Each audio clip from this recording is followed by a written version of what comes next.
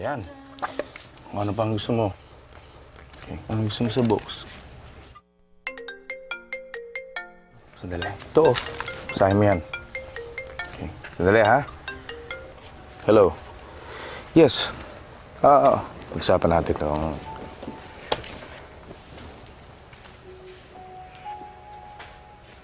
Mami, gusto ko po itong book na to. Hindi maganda yan, drawing na yan. Palitan mo. Marami pa dyan iba, oh. Pimili ka nga.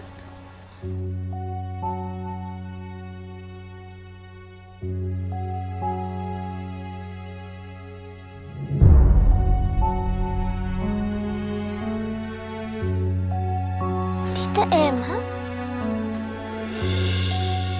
Tita Emma! Mami! Daddy!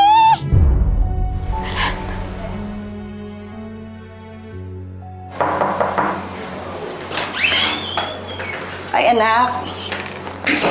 Dumaan nga pala si Elaine. Kinuha niya yung mga pinamili mong gamit para sa school.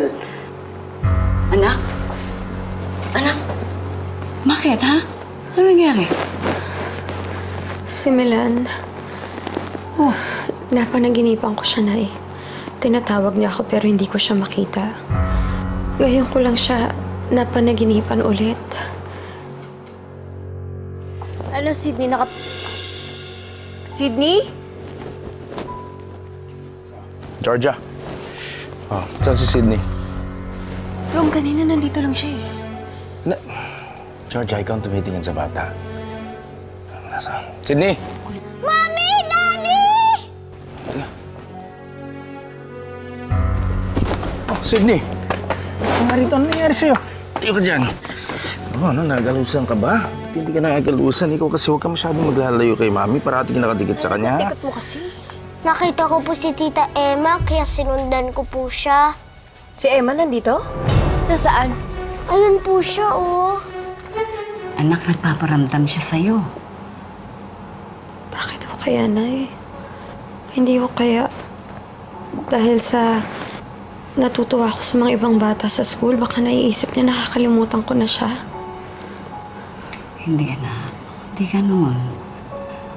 Humihingi lang siya ng dasal. Kaya ipagdasal mo siya, anak, ha?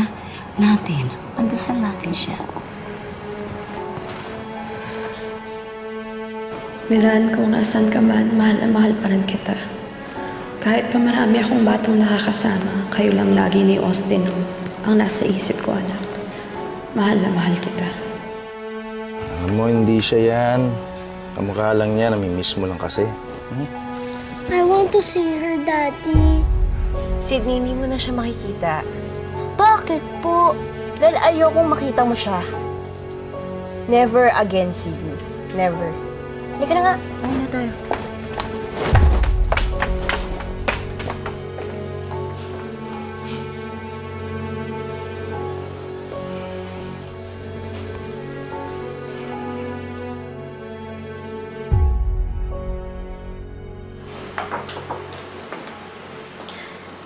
Anak, pwede ba tayo mag-usap?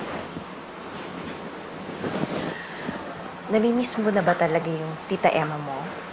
Opo, kasi po mabait po siya sa akin, eh. Close na kayo? I think so. Mommy, pwede po kayo maging friends lang ni Tita Emma? Anak, ayoko siyang maging friend, eh. Kasi plastic siyang tao. Saka bad siyang tao. Pero she's really nice. Pinapakita lang ni Tita Emma sa'yo na mabait siya. Pero deep inside, bad talaga siya. Kaya huwag ka na lalapit sa kanya, ha? At huwag na huwag ka na rin sasama sa kanya.